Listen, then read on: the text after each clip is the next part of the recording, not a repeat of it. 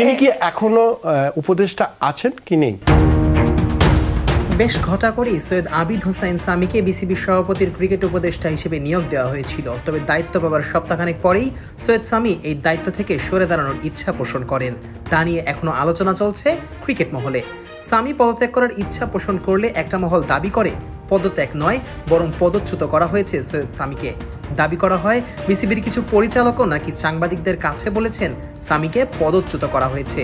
তবে বিসিবি পরিচালক ও আম্পায়ার্স কমিটির চেয়ারম্যান ইফতেখার রহমান মিঠু এবার জানালেন এখনও বিসিবি সভাপতির ক্রিকেট উপদেষ্টা পদে বহাল আছেন সৈয়দ সামি। যমুনা টিভির স্যাটারডে নাইট স্পোর্টস প্রোগ্রামে উঠে এসেছে এমনই এক তথ্য। স্যাটারডে নাইট স্পোর্টস প্রোগ্রামের সঞ্চালক তাহমিদ অমিত ইফতেখার আহমেদ মিঠুর কাছে জানতে চান সৈয়দ সামি এখনও উপদেষ্টা আছেন কিনা। এ প্রশ্নের উত্তরে মিঠু বলেন, না এখনো আছেন, নাহলে তো আপনি দেখতেন যে আমরা ওকে একটা কিছু ইস্যু হতো। এখনো যে পজিশন আছে স্টেটাস কো এটাই আছে। এটা হচ্ছে প্রেসিডেন্টের একদম পার্সোনাল এখতিয়ার যে আপনি কাকে নেবেন। ফারুক সাহেবের সময় নিয়েছিল, পাপন ভাইয়ের সময় ছিল। এখান থেকে উনি মনে করেছেন সামি উইল বি হেল্পফুল। তারপরে আপনার ট্যুরিজম, ক্রিকেট ট্যুরিজম ইয়ে করেন, উনি একটু চিন্তা করে ডিফারেন্টলি, এই জন্যে উনি নিয়েছিল। তারপর যাই হোক, আমরা সবাই জানি অনেক সমালোচনা বলেন আর প্রশংসা বলেন, দোনোটাই হয়েছিল।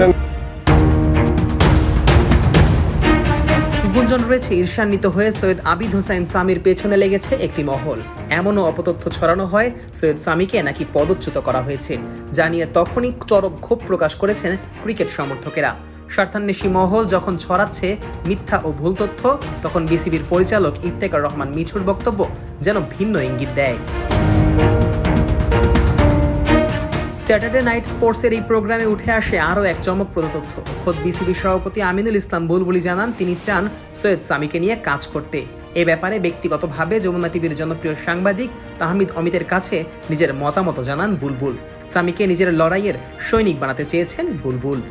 তাহমিদ অমিত বলেন, কারণ আমিনুল ইসলাম বুলবুল যিনি বিসিবি সভাপতি, দীর্ঘদিন কাজ করছে, আমাদের ক্যাপ্টেন, তিনিও আমাকে ব্যক্তিগতভাবে বলেছেন তিনি আসলে সামিকে চান, ব্যক্তিগতভাবে চান, কাজ করাতে চান। তিনি আসলে এই তার যে বা যুদ্ধে একজন সৈনিক বানাতে চান।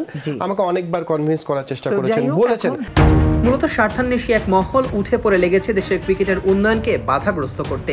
আমিনুল ইসলাম বুলবুল যে লক্ষ্য নির্ধারণ করে দেশের ক্রিকেটকে এগিয়ে নেওয়ার পরিকল্পনা করছেন, সেটিকে বাধাগ্রস্ত ও ক্ষতিগ্রস্ত করার জন্যই অপ্রাসঙ্গিক ও বিভ্রান্তিমূলক তথ্য ছড়ানো হচ্ছে ক্রিকেট মহলে।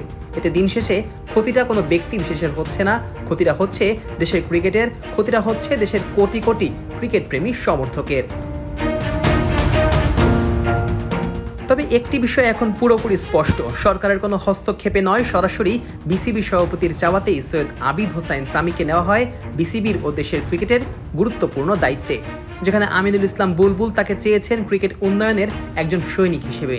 এতে লঙ্ঘন হয়নি কোনো গঠনতন্ত্র, কারণ সৈয়দ সামি নিজেই একজন ক্রিকেটার, একই সাথে সংগঠক, যিনি টাঙ্গাইল জেলা ক্রীড়া সংস্থার অ্যাডহক কমিটিতে দায়িত্বরত রয়েছেন। Nazmus Sakib, on field.